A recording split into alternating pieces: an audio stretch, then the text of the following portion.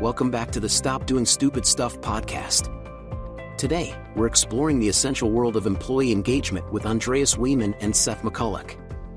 We'll explore how getting engagement right can make or break your company culture and directly impact your bottom line. Expect to hear innovative strategies that move beyond annual surveys to create a workplace where every employee feels heard, valued, and productive. Whether you're leading a team or part of one, you'll find actionable tips to help you foster a more connected and productive workplace. Let's get started. Hey everybody, welcome to another exhilarating Stop Doing Stupid Stuff podcast. And today, I know a lot of you are going to be upset because my normal co-conspirator Tim Keefe is not with me. I'm terribly upset about that, as you can hear in the enthusiasm in my voice. But I do have a special guest with us, Seth from Transform CX, who is pretty much the guru for the amazing Balance-Wise IQ product for us. So I want to have a good chat with Seth on the importance of Balance-Wise IQ and how you can help drive better employee engagement in the kind of tumultuous times that I think we're facing right now around. You still have quiet quitting going on. You still have a lot of uncertainty in directionally where markets are going. And so that's causing anxiety with employees. And so how do you figure out how to have good, genuine employee engagement, and what are the benefits of employee engagement? So with that tee up, that was pretty long. Usually I have Tim, ribbing me about it, but Seth, thanks for making time to join me here. And what do you think about employee engagement? Well, Andreas, thanks for having me. It's good to be talking to you. Always enjoy it. I'm not a replacement for Tim. No one can replace that gentleman. He can talk more than anyone else in the world. So I love the conversation we're about to have, which is around employee engagement. Also, it tags on to customer experience and also tags on to revenue. And our platform, Balance-Wise IQ, really focuses on what we call the foundation of employee engagement and a company when you look at it.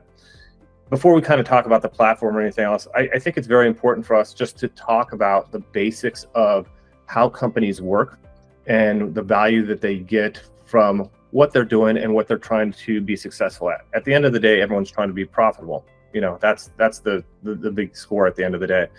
Yeah. A lot of companies over time have really, the past, I would say 10 to 15 years, a lot of people have focused on what's called, a customer experience. And how do we drive better customer experience in order to drive revenue? The customers are buying the products, buying the services, and that's helping drive the revenue for companies across the globe. The one part and missing part that a lot of companies have forgotten is who's delivering that customer experience. And when you look at it, in all the different industries that I've worked with, whether it be healthcare, whether it be energy companies, whether it be e-commerce, the one thing people always forget about is the employee. And the employee is so valuable because they're the ones who are really delivering in a lot of different ways the customer experience, and the customer experience is really delivering then the revenues and the profits to companies as we move forward. So our whole goal really is to look at how we engage with the employees and our clients and get that engagement of the employees and that experience of the employees where it's a very solid foundation for our clients. And that then builds a very solid foundation for the customer experience that's going to be given by the employees. And that's going to be a very solid revenue driver for the companies. And Andreas, I know I'm talking a lot here, but the one easy way for me to think about it is I always put it in the baseline type of experience for me is when you go to a restaurant, you could go to the best restaurant in the world and the food is incredible. You've had a great experience as a customer and everything else. However, the service wasn't good. The staff didn't, fill your water on time. The bill took forever to get there. The server didn't take your order in time. But the food was great. You're still walking out of there with really not a great experience overall. And that was delivered by the employee at that side. So you really have to have a great product and great services that you're able to do and provide at the same time as the experiences that are providing those. And everyone has those things where they go to a great restaurant or they go to just a mediocre restaurant and they have the most incredible experience with an employee who's doing all that, engaging with them, understanding what the individual customer needs are. And we've all had those. So I always put it, when I talk to people, I say, look at it like this. There's a lot of food out there at the end of the day. And at the end of the day, it's all good. It's serving its purpose and everything else. But what you really are looking for is that experience that an employee, a server, whoever it is at the bottom level, is also adding value to that as they move forward. So I'll pause there and see if that kind of resonates with you. Yeah, well, I mean, I look at it like this, Seth. You're right. One, there's a lot of options that are out there.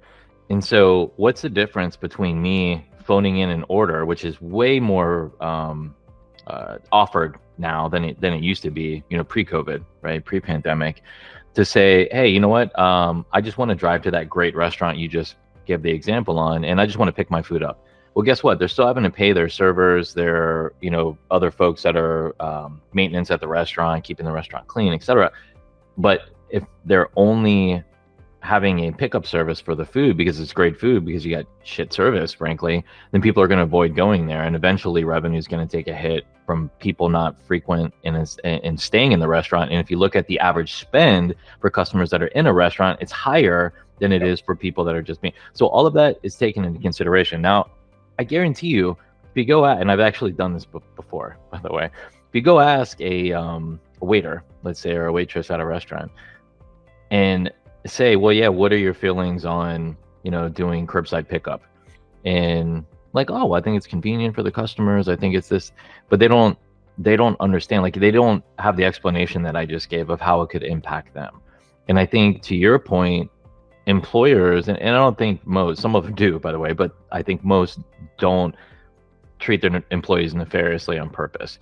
I think what they do is they're not sure of how to explain this to their staff, so that way the staff has a clearer understanding of what the impact is, that provides that level of engagement and motivation and what I call volunteerism out of their efforts. So if you have that discussion with, your hypothetical waiter, for example, in your bad experience, they can look at things psychologically from a different lens. Like the old, what is the old adage of, you look at things through someone else's lens or whatever. But if you tap into the individual and the change their psychological lens of saying, all right, well, if I don't give good service here, then they're going to have less customers that frequent the restaurant, which means they're going to need less wait staff, which means my job is at risk. And so how do you provide that good feedback loop and engagement with that employee, with the waiter in this case, to figure out how do you arm them with the things that you're going to get a better volunteerism effort out of them that's going to drive goodness for everybody. It's going to result in better tips for this individual. It's going to result in better revenue, better average customer spend, more frequency in customer visits to the restaurant rather than just ordering or going somewhere else where they have a better experience, etc. So I think your example is great because it translates into other. We can walk through. I'm trying to articulate how clearly it is in my head. We can use that same example for basically every industry. There's some repeatability here that it reaches that same audience. You just have to look at it from a slightly different angle. But I think there is a huge impact for the example that you just gave, and what the employee is giving back, and from the engagement that they're getting, and what the output is that's driving the outcome. Exactly. There you go. My turn to be super long-winded there. and I think, to your point, it's a snowball effect, right? And that's what you want to avoid. That's what all companies want to avoid, is this snowball effect where it continues to propagate itself in a negative way, where you start losing revenue, start losing customers, all those type of things.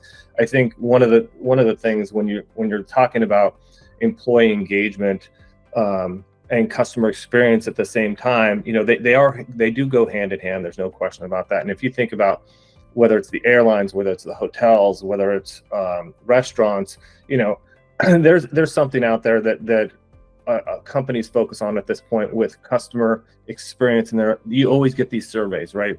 You want these surveys. You get it at a hotel. You just checked in. How was your check-in experience? How was this? Same thing with the airline. How was your booking agent? How was your food on the flight, if you got food at that point? But the one thing is, and that's actually asking the customer at this point and right, seeing what their experience is. What we don't do is we don't we don't really talk to the employee and see what's their experience, how are they feeling, because they're delivering that experience through that entire journey of your customers that are driving your profits and revenues at this point. So, let me just stop you right there, Seth. Oh, sorry, let me stop you right there. I know a lot of companies that do a survey for their employees once a year.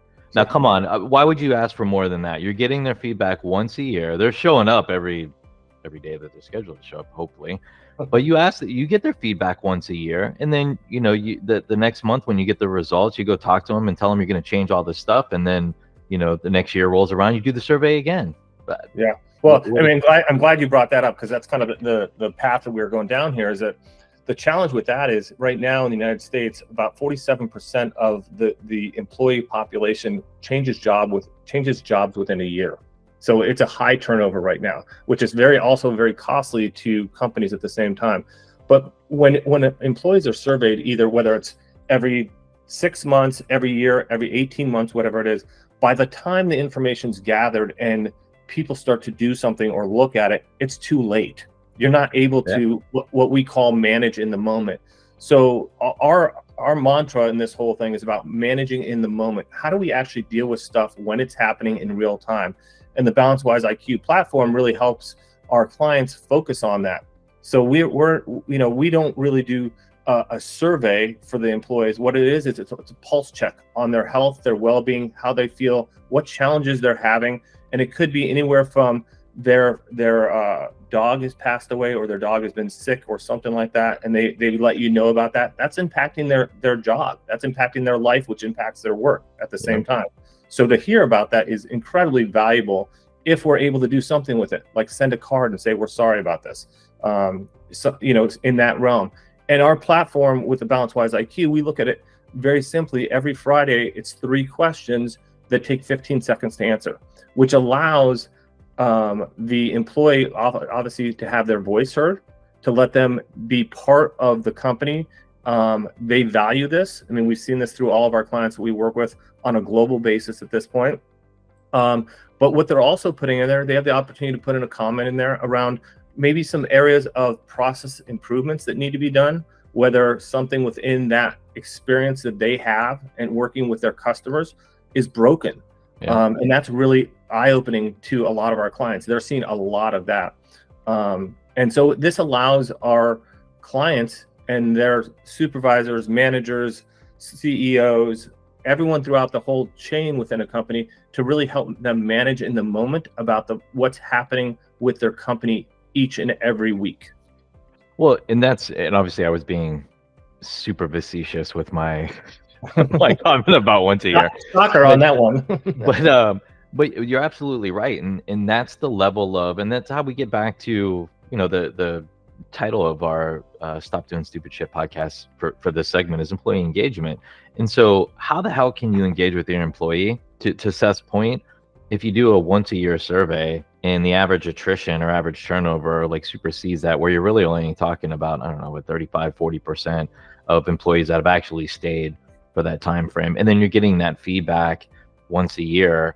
And then I can tell you again, because I've done consulting engagements on this, I go talk to the employees and say, hey, have you had a chance to give your feedback? Like, well, yeah, we do an annual survey, maybe biannually if it's super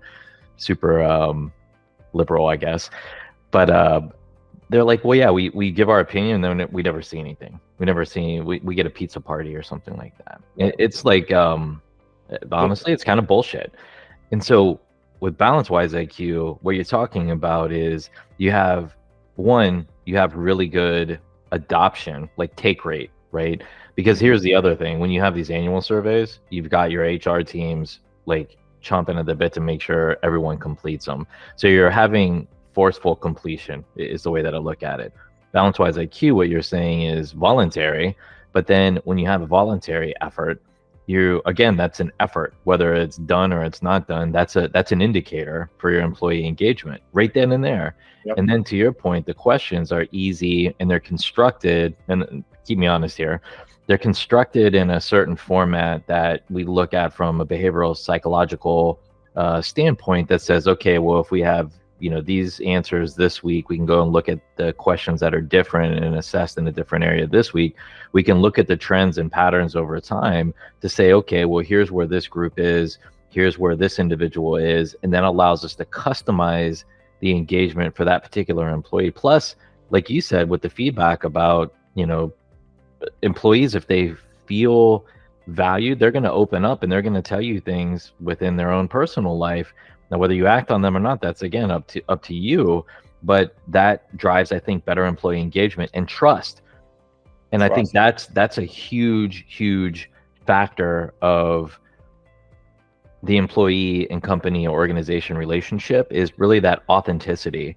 If an employee feels the employer is being authentic, you're going to have that level of trust that's built up, and that is immensely and powerful and measurable. Everything we're talking about is measurable, by the way. Yeah. So I'll kind of pause there before I keep going on another tangent here. Did all that make sense? Yeah.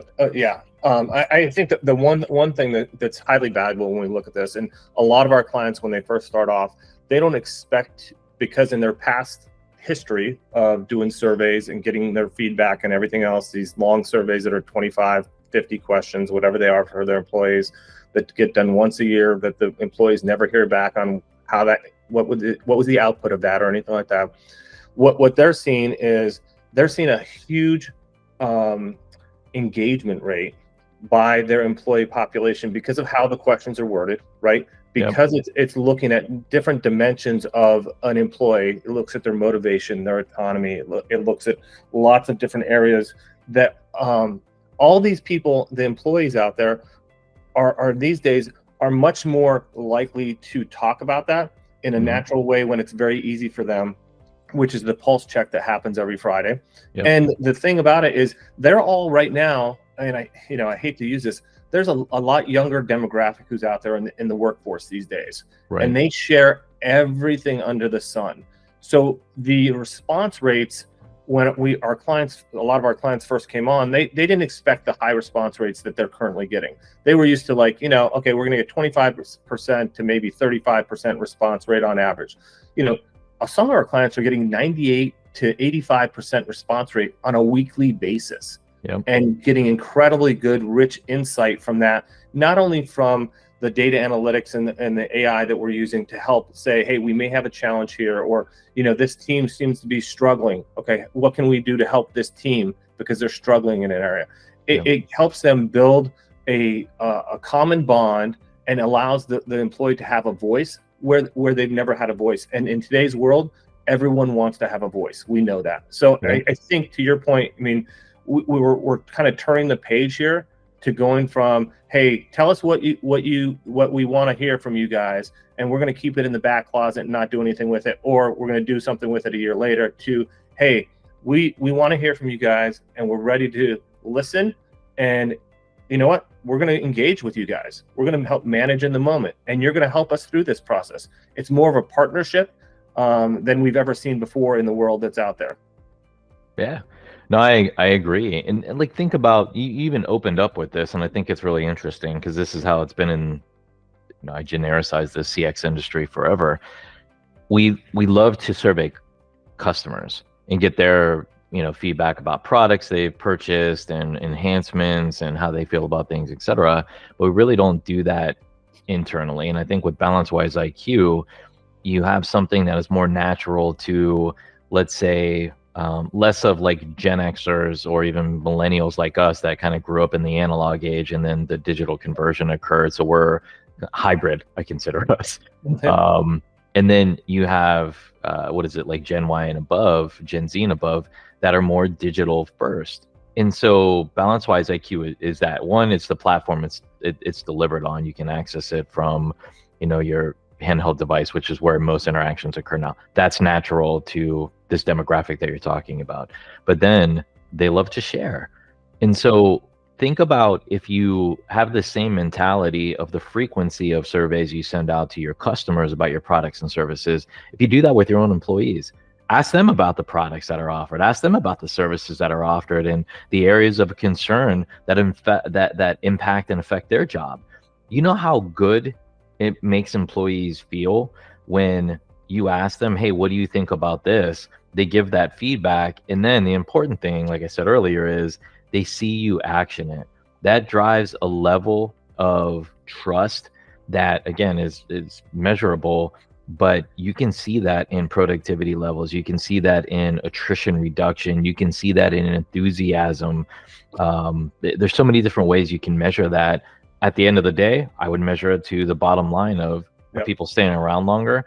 Are they more productive? And is that resulting in better income generations and cost savings for you from an cost to operate perspective? But pretty easy to measure, in my opinion. Yeah, very, very easy to measure, to your point. And one of the other measurements, obviously, that's highly valuable for our clients at this point is, because there's large turnover in kind of across the globe right now, and what's happening out there is, the cost to recruit new people, to train new people and bring them on board after you've just lost someone. Here's the other cost that is a big challenge for everyone is, when you're bringing on new people because you've lost people, you're putting more work on your good workers or your people. You're putting more labor on them and stressing them more, right? So then they become, more worn out. They become less what I would say partners in the whole company and everything else. So there's a lot of costs that we're seeing and our clients are seeing that are directly related to trying to engage with your employees, trying to listen to your employees, and also at what I call it, and this might be a little overstepping, Andreas, but it's ownership. You're giving ownership of the process of what the company is trying to accomplish to the employees, the ones who are helping to deliver that process.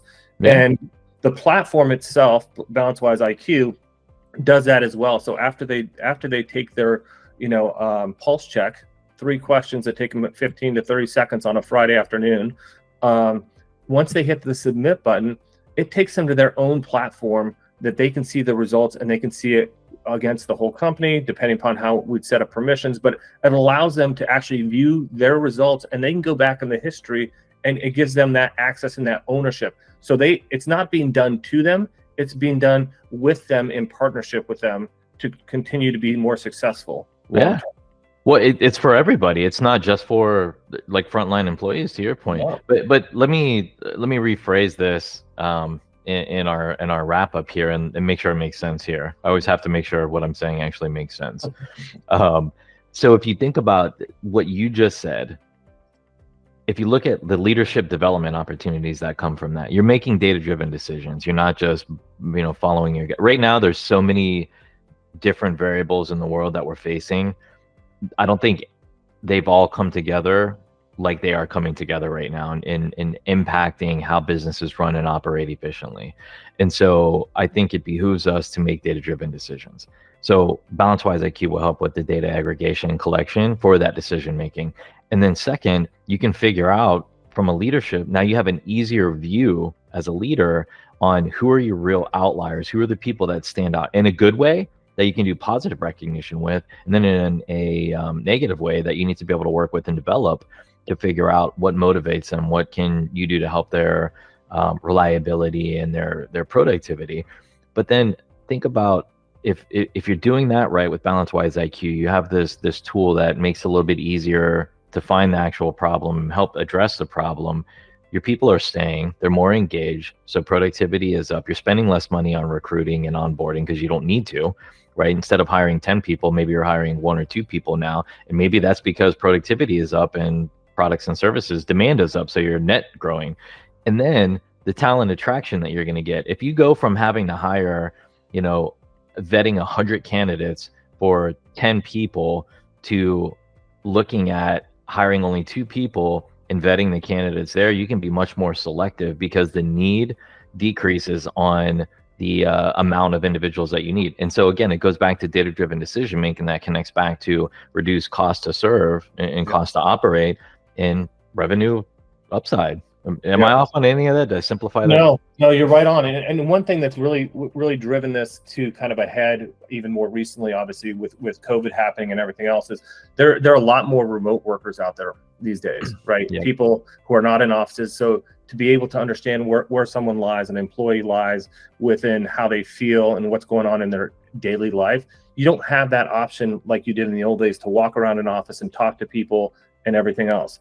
We have clients who have different offices all over the globe, and we're engaged with those people in the different languages of those areas. So speaking to the localization of an employee who used to be in an office, used to be working there, now they're working remote, they're doing it all alone, and they're doing it on a daily basis. Wow, that's different and scary, not only for a company to understand that, but also for the individual. So to be able to do this pulse check on a weekly basis, the huge value is, one, you're keeping them engaged with the company, at the same time as understanding what they're thinking, but the employee loves it because they feel like the company still cares about me. I'm not just off in my own little home office doing my own little thing these days. And that kind of goes throughout, the globe as we work with companies globally here. Well, here, just to throw some stats behind exactly what you just said, Seth, there's a new Gartner study that just came out that I'm going to be sharing with our team, Seth. But 20% of the world's employees experience daily loneliness. Loneliness is highest for fully remote workers. 20%. That is a staggering number. That's 1/5. 1 out of every 5 employees has some level of loneliness. And again, if you have a good employee engagement mechanism and data-driven way to be able to do that and help guide you to make better, quicker decisions to engage with your employees, I don't see the downside. So I'm sorry, maybe I'm being naive. I don't see the downsides in my 25 years of experience in doing this and working with employees. I don't see the downside. The only thing I think of, Andreas, because we get asked this all the time, what kind of industry does this work for? The only industry it doesn't work for is where there's no employees, right? I mean, that's the only industry it doesn't work for. Because if you have, even if, we work obviously anywhere from very large corporations to very small. Take a vet service. They have 35 employees. They have part-time people coming in and out all the time, whether it's at the desk, whether it's people helping at the vet services. But the person who owns the service themselves, who's one of our clients, doesn't see them on a daily basis. Right. So wants to understand that. So this tool at the point of 35 people has become incredibly valuable. Just someone at 35 people, where it's just as valuable to the one having 50,000 people or 100,000 people. So we're seeing it across the board. And I think the main message, balance-wise IQ is obviously very important, and we see this as a big win for the clients we've worked with. But no matter what any clients should do or companies should do, is engagement with the employees is driving your customer experience, is driving your revenues. And data supports that throughout the whole process. And you always have to engage. And if your people aren't engaged, then the company's clients, customers aren't going to be engaged. And then that's where you have leakage in profit and everything else. Yep. 100%. Yep. 100% agreed. So usually it's Tim and I going at each other. So it's nice to be on a call where we're actually agreeing with everything the other person's saying. So that's I'm glad to hear that. So no, I appreciate you taking time, Seth. I think it was a good discussion, and we'll go ahead and wrap it up. Thanks for listening to the SDSS cast, and we will be back again soon. Take care, everybody. Everyone take care.